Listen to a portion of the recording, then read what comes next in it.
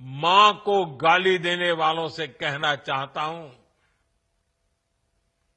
मोदी तो तुम्हें एक बार माफ कर भी देगा, लेकिन भारत की धरती ने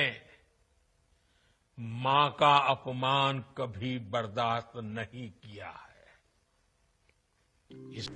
जी हां, सही सुन रहे हैं आप। मां का अपमान भारतवर्ष सहन नहीं करेगा। ये उस बेटी की पीड़ा है जिसकी मां इस संसार को छोड़कर जा चुकी हैं, जिनका इस राजनीति से कोई लेना देना नहीं है। मां को गाली दिए जाने पर प्रधानमंत्री मोदी का दर्द छलकना स्वाभाविक है। कोई भी बेटा अपनी मां के लिए गाली सुनकर आहत होगा। उनकी मां को तो इस दुनिया से गए 3 साल हो चुके हैं। वो कभी राजनीति में नहीं रही। उन्होंने किसी का कुछ नहीं बिगाड़ा। क्या उनको सिर्फ इसलिए गाली दी गई क्योंकि उनका बेटा देश का प्रधानमंत्री है?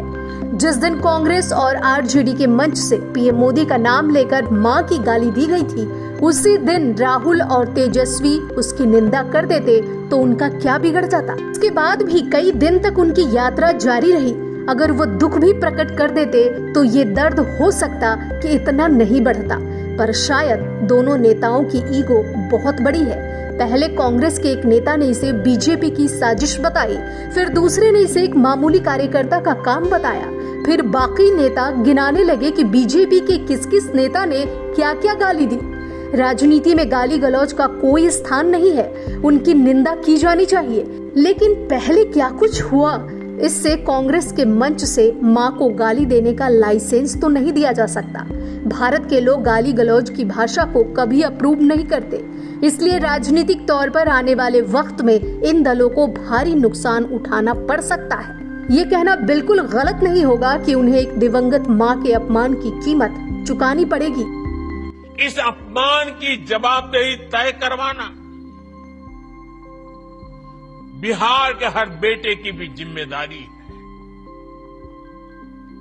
आरजेडी कांग्रेस के नेता जहां भी जाएं, जिस गली, जिस शहर में जाएं, उन्हें चारों तरफ से एक आवाज सुनाई देनी चाहिए। हर मां बहन को मैदान में उतर करके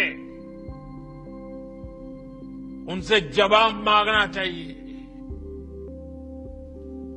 हर गली मोहल्ले में से एक ही आवाज आनी चाहिए, मां को गाली नहीं सहेंगे, नहीं सहेंगे।